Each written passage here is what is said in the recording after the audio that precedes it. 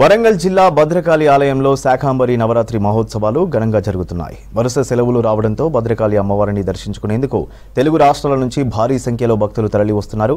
దీంతో ఆలయం భక్తులతో రద్దీగా మారింది. 9వ రోజు ఉగ్రప్రభ రూప అలంకారంలో భక్తులకు దర్శనమిస్తున్నారు అమ్మవారు.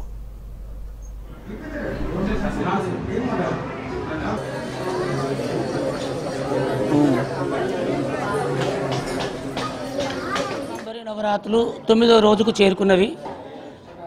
కాళీక్రమాన్ని అనుసరించి ఉగ్రప్రభగాను, షోడశీ క్రమాన్ని అనుసరించి త్వరితగాను ఈరోజు అలంకరించడం జరిగింది.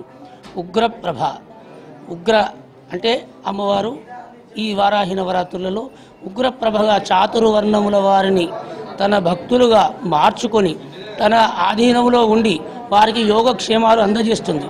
ఉగ్రప్రభ అంటే విస్తారమైనటువంటి తన చేతులను, సహస్ర బాహువులను ఈ మొత్తం అందరి భక్తులపై కమ్మి తన భక్తులుగా అందరినీ మార్చుకొని తన యందు భక్తి నిలిపి వారికి ఆయుర ఆరోగ్యాలు చేస్తుంది. త్వరిత అంటే కార్యసిద్ధిని ఇస్తుంది. భక్తుడు సాధకుడు ఈ 9 రోజుల పాటు తనని వివిధ రూపాల్లో దర్శించిన వాడికి త్వరితంగా తన కార్యసిద్ధిని ఏర్పరిచి వారికి ఆరోగ్యాన్ని ఇస్తుంది. ఇలాగే 15 రోజుల పాటు జరుగుతాయి. శాకాంబరిగా ఆకుకూరలు, కూరగాయల కంఠాభరణములుగా ధరించి పౌర్ణమి నాడు, వ్యాస పౌర్ణమి ఎందుకు ఆనాడే చేయాలంటే గురుమండల రూపిణి. అసలు ఫస్ట్ అమ్మవారిని గురువుగా మనం ఎంచుకున్నట్టయితే మనకు చక్కటి విద్య వస్తుంది. విద్వాన్ సర్వత్ర పూజ్యేత్. చక్కటి విద్య వచ్చిందంటే మనకి ఎక్కడైనా కీర్తి ప్రతిష్టలు వస్తాయి. ధనం ఒక్కటే కాకుండా ఫస్ట్ మనకు కావాల్సినది విద్య. విద్య గురించి మనం పోరాటం చేయాలంటే గురువును పట్టుకోవాలి. ఆ గురువు ఎవరు? వేదవ్యాసులు, మహర్షులు, వీళ్ళందరూ గురువులు. వీళ్ళందరూ కూడా అమ్మవారిపైనే భారం వేసినారు. అటువంటి అమ్మవారు గురుమండల రూపిణి కనుక ఆమె ప్రార్థించడం ద్వారా కరువు కాటకాలు రావద్దు అని వచ్చిన సమయంలో అమ్మవారిని ప్రార్థించడం ద్వారా శాకాంబరీం స్తువన్ ధ్యాయన్ జపన్ సంపూజయన్నమన్ అక్షయమస్తుతే శీఘ్రమన్న పానామృతం.